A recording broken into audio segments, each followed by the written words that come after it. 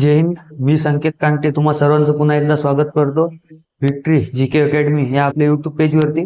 आपण मागच्या लेक्चरमध्ये बघितलं की आपल्याला पॉलिटीमध्ये जो आहे आपण जे एक बेसिक स्ट्रक्चर असतं पॉलिटीचं ते आपण मागच्या लेक्चरमध्ये जे आहे बघितलेलं आहे. आणि आजच्या लेक्चरमध्ये आपल्याला भारतीय संविधानाचा जो आहे हा भाग 2 जो आहे, हा भाग 1 आणि भाग 2 जो आहे हा अभ्यासायचा आहे. आता बघा, भाग 1 हा आपल्याला कशाबद्दल सांगतो, तर भाग 1 हा आपल्याला संघराज्य आणि त्याचे क्षेत्र याच्याबद्दल सांगतो, म्हणजेच युनियन अँड इट्स टेरिटरीज बद्दल जो आहे हा सांगत असतो. आता बघा, जो भाग 1 आहे याच्यामध्ये कुठकुठले कलम येतात, कलम 1 ते 4 पर्यंत जे कलम आहेत हे त्याच्यामध्ये येतात. आता बघा, कलम 1 काय सांगतो, तर कलम 1 काय सांगतो आपल्याला, संघराज्याचे नाव आणि त्याचे क्षेत्र, म्हणजेच भारताच्या ज्या बाउंड्री असतील, जे वॉटर बाउंड्री असेल किंवा लँड बाउंड्री असेल किंवा राज्यांचे जे राज्यक्षेत्र असतील किंवा राज्यांच्या सीमा असतील त्यांच्याबद्दल आपल्याला कोण सांगतं, तर त्यांच्याबद्दल आपल्याला जो आहे हा भारतीय संविधानाचा भाग 1 आणि त्याच्यामध्ये सुद्धा कलम 1 जे आहे हे सांगतं. बघा, इंडिया म्हणजेच भारत. आता हे जे नाव आहे या नावामागं जर बघायचं झालं तर हे दोन नाव घेण्यामागचं एक थेअरी आहे, ती अशी आहे की संविधान सभेमध्ये जे आहे 3 नाव सुचवण्यात आले होते, एक इंडिया, एक भारत आणि एक हिंदुस्थान. त्याच्यामधलं हिंदुस्थान हे थोडंसं वेगळं वाटत होतं, त्याच्यामुळे काय केलं, हिंदुस्थान हे एलिमिनेट करण्यात आलं आणि तदनंतर इंडिया आणि भारत हे दोन्ही नावं जे आहेत ते एक्सेप्ट करण्यात आली. त्याच्या मागचं कारण असं की इंडिया जे आहे हे थोडं मॉडर्न नाव वाटत होतं आणि भारत हे एक पारंपरिक नाव वाटत होतं. बघा, संविधानाने देशासाठी इंडिया आणि भारत दोन्ही नावांचा काय केलेला आहे, स्वीकार करण्यात आला आहे. राज्यांचा संघ म्हणजेच काय, युनियन ऑफ स्टेट्स. भारताचे संघराज्य हे कराराद्वारे बनलेले नाही. ही गोष्ट जी आहे ही सर्वात महत्वाची आहे, हे कराराद्वारे बनलेले नाही. आता हे कराराद्वारे बनलेले नाही म्हणजे कसं, तर बघा, ज्या वेळेस आपण USA ला बघतो म्हणजेच अमेरिकेला बघतो, तर अमेरिकेमध्ये जर अमेरिका स्वतंत्र झाली त्यावेळेस 14 कॉलनीज होत्या आणि या 14 कॉलनीज सुद्धा ह्या कशा एकत्र आल्या होत्या, ह्या ज्या आहेत 14 कॉलनी, ह्या ज्या आहेत ह्या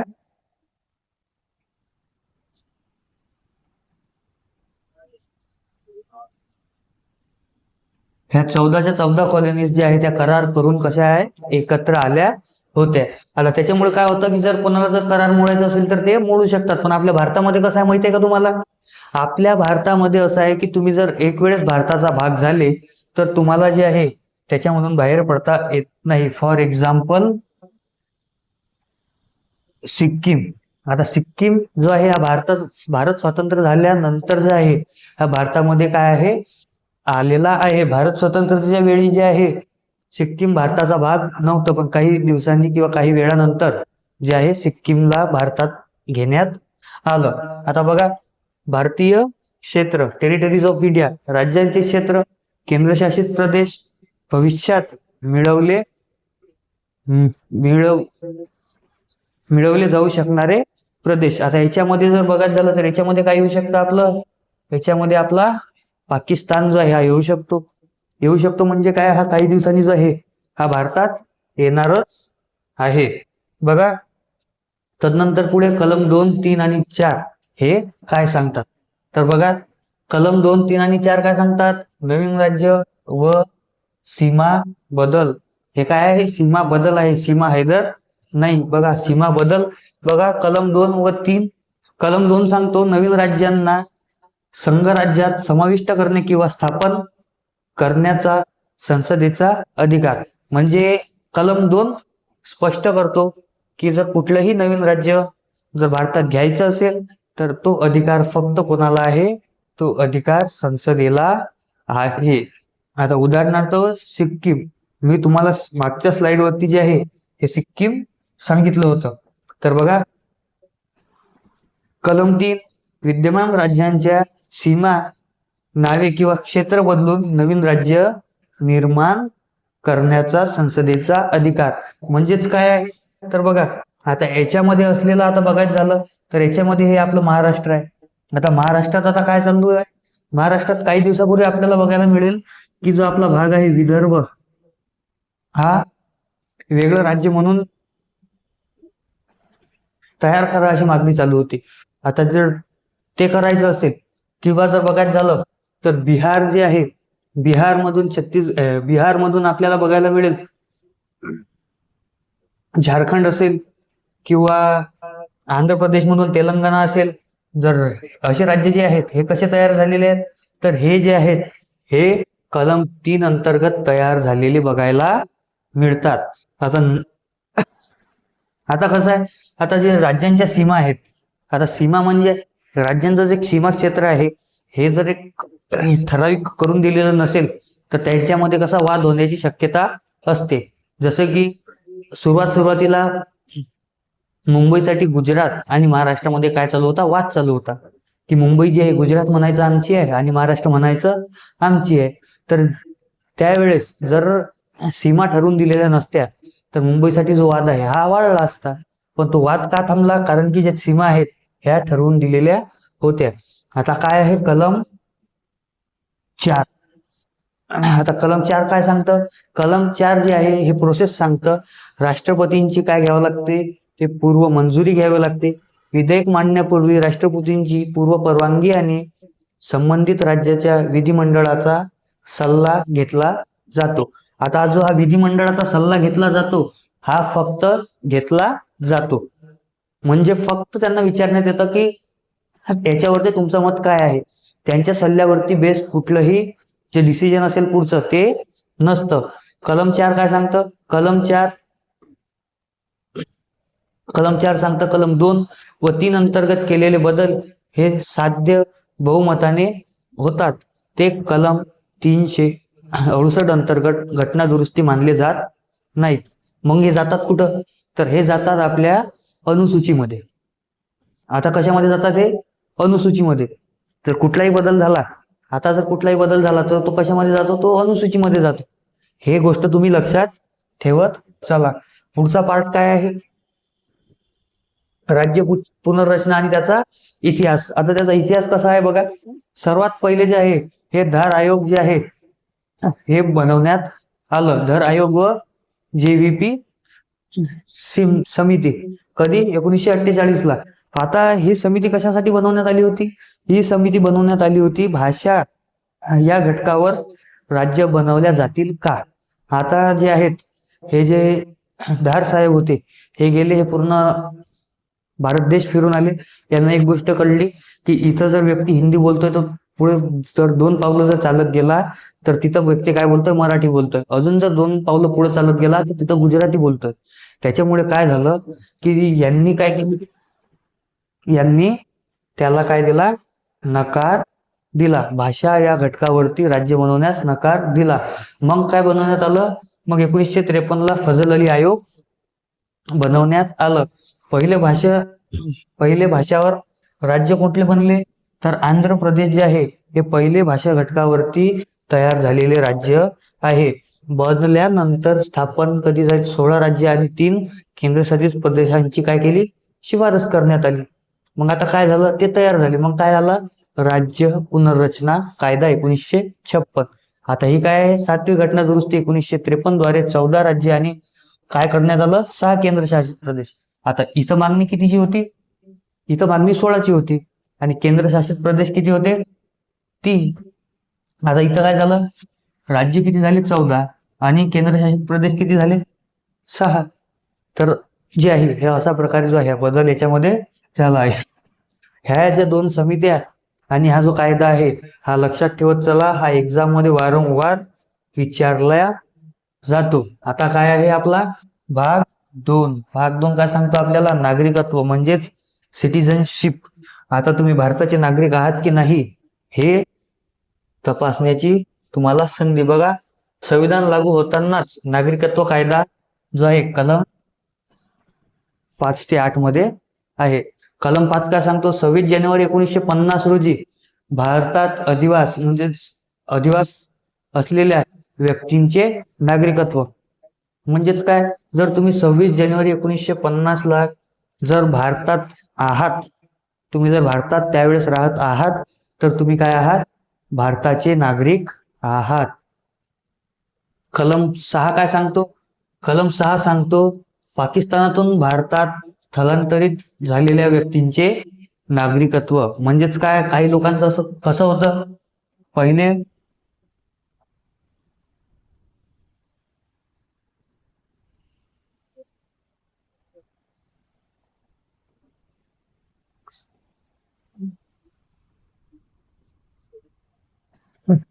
पहिले काय केलं, भारतात होते आणि भारतातून पाकिस्तानात गेले. पण आता पाकिस्तानात यांचं काही जमलं नाही, यांना समजलं की इथं काही खरं नाही. मग जे आहे हे परत भारतात आले. मग आता हे परत भारतात आले तर मग यांना नागरिकत्व द्यायचं की नाही, त्याच्यावरती चर्चा कुठे झालेली आहे, तर कलम 6 मध्ये झालेली आहे. आता कलम 7 काय सांगतो, 1 मार्च 1947 नंतर पाकिस्तानात गेलेल्या व पुनर्निर्वासासाठी परत आलेल्या व्यक्तींचे नागरिकत्व. म्हणजे मी तुम्हाला हे प्रोसेस सांगितली, हे कशामध्ये फॉलो होते, 7 मध्ये. आता कलम 8 काय सांगतो, भारताबाहेर राहणाऱ्या भारतीय वंशांच्या व्यक्तींचे नागरिकत्व. म्हणजेच काय आहे, आता आपल्याला बघायला मिळतं की आपल्या भारतामधले बरेचसे व्यक्ती जे आहेत हे शिक्षणासाठी म्हणा किंवा कामासाठी म्हणा किंवा कुठल्या कंपनीमध्ये प्लेसमेंट झाल्यामुळे काय होतं, हे बाहेर देशात जे आहे ते राहायला जातात. मग त्यांच्या नागरिकत्वाबाबत जर कुठलीही गोष्ट असेल किंवा त्याचं नागरिकत्व ठेवायचं नाही ठेवायचं, संपुष्टात आणायचं की जे जसं आहे तसंच पुढे कंटिन्यू ठेवायचं, हे कशावरती डिपेंड असतं, हे कलम 8 वरती जे आहे डिपेंड असतं. तर नंतर पुढचा पॉइंट, आता कलम 9, 10 आणि 11 बघा. 9 काय सांगतं, दुसऱ्या देशाचे नागरिकत्व स्वखुशीने स्वीकारल्यास भारतीय नागरिकत्व आपोआप संपुष्टात येते. म्हणजेच काय, जर एखादा व्यक्ती जर बाहेर देशात शिकायला गेलेला असेल, कामाने गेलेला असेल, जर तो तिथं राहत असेल आणि त्याला जर तिथचं नागरिकत्व घ्यायचं असेल आणि आता जर त्याला तिथचं नागरिकत्व मिळालं, आता त्याला नागरिकत्व मिळाल्यानंतर काय होईल, त्याचं जे भारताचं नागरिकत्व आहे हे आपोआप जे आहे संपुष्टात येईल. म्हणजेच काय होईल, त्याचं भारताचं नागरिकत्व जे आहे डायरेक्टली काय होईल, रद्द होऊन जाणार. कलम 10 काय सांगतो, संसदेच्या कायद्यानुसार प्रत्येक नागरिकाचे नागरिकत्वाचे हक्क कायम राहतील. म्हणजे जर तुम्ही भारताचे नागरिक आहात तर तुमचे नागरिकत्वाचे हक्क जे आहेत हे कायम राहतील. कलम 11 काय सांगतो, नागरिकत्वाबाबत कायदा करण्याचा अन्य अधिकार संसदेला देण्यात आला आहे. म्हणजे जर नागरिकत्वाबाबत जर कुठलाही जर तुम्हाला डिसिजन घ्यायचं असेल, जेव्हा कुठलीही जर पॉलिसी बनवायची असेल तर ती कुठं बनणार आहे, ती सरक आहे ते आपल्या संसदेत बनणार आहे. आता काय आहे, एकेरी नागरिकत्व, काय सिंगल सिटीजनशिप. वैशिष्ट्य काय आहे, भारतामध्ये केवळ एकच राष्ट्रीय नागरिकत्व आहे. अमेरिकेसारखे राज्य आणि केंद्राचे वेगवेगळे नागरिकत्व नाही. आता कसं, युएसए मध्ये जर त्या 14 कॉलनीज मी तुम्हाला मागच्या स्लाइडवरती सांगितल्या होत्या, तुम्ही जर त्यातल्या कुठल्या एका कॉलनीमध्ये राहतात तर त्या कॉलनीचं नागरिकत्व आणि युएसएचं नागरिकत्व हे काय झाले, तुमच्याकडे 2 नागरिकत्व झाले. पण भारतामध्ये तसं आहे का, नाही. भारतामध्ये जर आपण महाराष्ट्रामध्ये राहत आहोत तर तुम्हाला महाराष्ट्राचं नागरिकत्व आहे का, नाही. तुम्हाला नागरिकत्व कशाचं आहे, आपल्याला नागरिकत्व मिळालेलं आहे भारताचं नागरिकत्व मिळालं. आता त्याचा पुरावा काय, त्याचा पुरावा आहे आपला आधार कार्ड. तुमच्या आधार कार्डावरती तुम्हाला काय काय लिहिलेलं बघायला मिळतं, भारत सरकार. तुम्ही बघितलं का, तुम्हाला महाराष्ट्र सरकार बघायला मिळालं नाही, त्याच्यावरती काय असतं, भारत सरकार. याचा उद्देश काय असतो, देशात एकात्मता, बंधुता आणि राष्ट्रीय सखोल दृढ करण्यासाठी जे आहे ब्रिटनच्या संविधानातून ही संकल्पना स्वीकारण्यात आलेली आहे. आता कोणाच्या संविधानातून स्वीकारण्यात आलेली आहे, ब्रिटनच्या. हे गोष्ट लक्षात ठेवा, कारण की जर तुम्हाला एक्झाम मध्ये जो प्रश्न आहे हा वारंवार येतो, एकेरी नागरिकत्वाचं धोरण आपण कुठल्या देशाकडून स्वीकारलेलं आहे, त्यावेळेस तुम्हाला सांगता आलं पाहिजे की आपण जे आहे हे ब्रिटनकडून स्वीकारलेलं आहे. पुढचा पॉइंट बघा. आता पुढच्या पॉइंट मध्ये काय आहेत, आता पुढच्या पॉइंट मध्ये आपल्याला काय बघायचे आहेत, नागरिकत्व कायदा 1955, नागरिकत्व प्राप्त करण्याचे 5 जे हे आहेत ते आपल्याला बघायचे आहेत. म्हणजेच काय, पहिला आहे जन्माने, म्हणजेच बाय बर्थ. तुमचा जर जन्म भारतामध्ये झालेला असेल तर तुम्हाला काय होईल, आपोआप भारताचं नागरिकत्व मिळून जाईल. म्हणजेच कसं, 26 जानेवारी 1950 रोजी किंवा त्यानंतर भारतात जन्म झालेले व्यक्ती, म्हणजे आपला जन्म कधी झालेला आहे, आपला जन्म आताच झालेला आहे, तर आपल्याला मिळालं ना भारताचं नागरिकत्व, मिळालेलं आहे. वंश परंपरेने, बाय डिसेंट्स. बघा, भारताबाहेर जन्म झाला असला तरी जन्माच्या वेळी आई किंवा वडिलांपैकी एक भारतीय नागरिक असल्यास, म्हणजे जर एखादा दाम्पत्य जर बाहेरील देशात राहत असेल आणि त्यांचा मुलगा झाला पण आई किंवा वडिलाकडे जे आहे हे भारताचं नागरिकत्व आहे, तर त्या मुलाला जे आहे हे भारताचं नागरिकत्व काय होऊ शकतं, मिळू शकतं. तिसरा पॉईंट काय आहे, नोंदणीद्वारे, बाय रजिस्ट्रेशन. भारतीय वंशाची व्यक्ती किंवा भारतीय नागरिकाशी विवाह केलेल्या व्यक्तीने अर्ज करण्यापूर्वी 7 वर्ष भारतात वास्तव्य केले असल्यास. म्हणजे काय आहे, आता एखादा व्यक्ती जर कामाने बाहेर देशात गेला आणि त्याने तिथं जर लग्न केलं, आता त्याने जर तिथं लग्न केलं आणि फॉरेनची जर बायको करून आणली, तर आता काय होईल, त्याला जर भारताचं नागरिकत्व तर त्याच्याकडे तर आहेच, त्या माणसाकडे तर आहेच. आता त्या महिलेला जर नागरिकत्व पाहिजे तर तिला भारतात किमान जे आहे अर्ज करण्यापूर्वी किती 7 वर्ष भारतात राहावं लागतं. तर नंतर काय होतं, तिचं रजिस्ट्रेशन करून तिला जे आहे भारताचं नागरिकत्व देण्यात येतं. आणि याच्यामध्ये एक अट अशी आहे की तुमचं जे वर्तणूक आहे ही चांगली असायला हवी. चौथं काय आहे, देशीयकरणाद्वारे, न्यूट्रलायझेशन. ठराविक कालावधी भारतात वास्तव्य, चांगले चरित्र आणि 8व्या अनुसूचीतील एका भाषेचे ज्ञान असल्यास. म्हणजे काय, ठराविक कालावधीत वास्तव्य म्हणजे हे जे 7 वर्ष आहे ते 7 वर्षाचे वास्तव्य, चांगले चारित्र्य आणि 8व्या अनुसूचीतील एक भाषेचे ज्ञान असणे. म्हणजे ज्या 22 भाषा त्याच्यामध्ये दिलेल्या आहेत त्यातील जर तुम्हाला एका भाषेचं ज्ञान असेल तर तुमचं काय होऊ शकतं, तुम्हाला नागरिकत्व जे आहे हे मिळू शकतं. आता 5वा काय, क्षेत्र विलिनीकरणाद्वारे. बघा, नवीन प्रदेश भारतात समाविष्ट झाल्यास, उदाहरणार्थ पॉंडिचेरी, तेथील रहिवासी आपोआप भारतीय नागरिक बनतात. आता जर तुम्हाला याचे एक एक्झाम्पल सांगतो मी, जर पुढे चालून जो पाकिस्तान आपला भाग होणार आहे, जर आता पाकिस्तान जो भारताचा भाग झाला, पाकिस्तान कशामध्ये आलं, आपल्या भारतामध्ये आलं, तर आता जे पाकिस्तानचे नागरिक आहेत हे काय होते, डायरेक्टली जे आहेत हे भारतीय होतील. बघा, तदनंतर पुढचा पॉईंट, तिसरा आता काय, नागरिकत्व गमावण्याचे मार्ग. आता नागरिकत्व कसं जाऊ शकतं, तर बघा, नागरिकत्व संपुष्टात येण्याची कारणे काय असतात, एक जो असतो त्याग असू शकतं, की जर तुम्ही जर दुसऱ्या देशाचं नागरिकत्व जर तुम्हाला स्वीकारायचं आहे त्याच्यामुळे तुम्ही काय करू शकता, भारतीय नागरिकत्वाचा त्याग करू शकता. कोणत्याही प्रौढ नागरिकाने स्वखुशीने आपल्या भारतीय नागरिकत्वाचा त्याग करणे. म्हणजे जर तुमची जर इच्छा असेल, तुम्हाला दुसऱ्या देशामध्ये जर स्थायिक व्हायचं असेल आणि तुम्हाला तिथचं जर सिटिझनशिप घ्यायची असेल, नागरिकत्व घ्यायचं असेल, तर तुम्ही भारताचं नागरिकत्व जे आहे हे सोडू शकता. दुसरं कोण आहे, समाप्ती. स्वेच्छेने दुसऱ्या देशाचे नागरिकत्व स्वीकारल्यास भारतीय नागरिकत्व आपोआप रद्द होते. आता जर तुम्ही दुसऱ्या देशात गेले, तुम्ही युएसए मध्ये राहायला गेले, तिथे जर तुम्ही युएसएचं नागरिकत्व घेतलं तर तुमचं काय होतं, भारतीय नागरिकत्व काय आहे हे आपोआप समजून जातं. आता काय आहे, वंचित करणे. आता काय, फसवणुकीने नागरिकत्व मिळवणे, संविधानाशी द्रोह करणे किंवा युद्धादरम्यान शत्रू देशाला मदत केल्यास केंद्र सरकारद्वारे नागरिकत्व काय केलं जातं, रद्द केल्या जाते. आता याच्यामध्ये सारखं तिसऱ्या पॉईंटचं म्हणणं आहे की जर तुम्ही जर कुठलेही अँटी नॅशनल काम जर केलं तर तुमचं नागरिकत्व जे आहे हे रद्द होऊ शकतं. आता अँटी नॅशनल काम म्हणजे काय, तुम्ही जर एखाद्या देशविरोधी गतिविधीमध्ये जर सापडले, जर तुम्ही जर कुठल्या आतंकवाद्याला मदत करताना सापडले, तुमचं नागरिकत्व रद्द करण्यात येईल. तुम्ही जे आहे हे भारत विरोधी काम करत आहात, त्याच्यामुळे तुमचं नागरिकत्व रद्द होऊ शकतं. तर बघा, आजच्या लेक्चरमध्ये एवढंच. भेटू पुढच्या लेक्चरमध्ये. जय हिंद, जय भारत.